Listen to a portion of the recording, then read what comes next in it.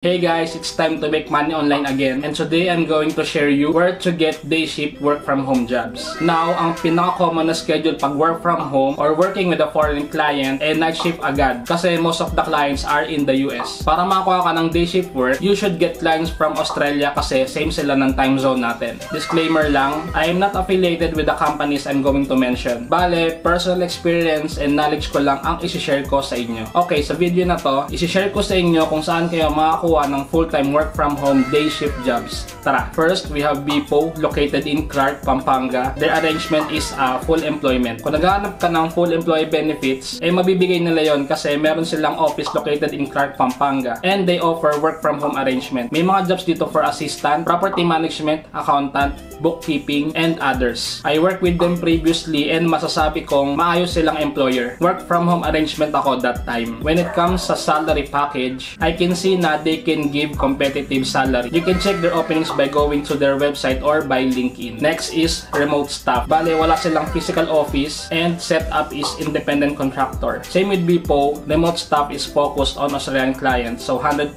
na day shift ang magiging schedule mo. They can give benefits like SSS, PhilHealth, Pag-ibig. Bale, ibibigay sa nila yung funds panghulog tapos ikaw na yung bahalang kasikaso. Nag-work ako sa kanila before. Masasabi kong okay rin. Ayoko lang sa kanila is how they track their contractors. Pag na-late ka lang ng 1 minute prior to your schedule, tatanda rin ka nila ng calls and texts hanggang magising ka. Regarding salary package, I can say na they can give pretty standard rate. Per hour sila magbayad. You can check their website remotestaff.ph sa mga job openings nila. Next, my virtual mate. So same with remote staff, wala rin silang physical office and setup is independent contractor as well. To be honest, hindi ko pa na-experience mag-work sa kanila. Nakita ko lang sila sa LinkedIn. And hindi rin ako sure kung meron silang benefits na binibigay same with remote staff. Pero 100% sure ako na day shift jobs ito. I tried to apply pero hindi ako pumasa.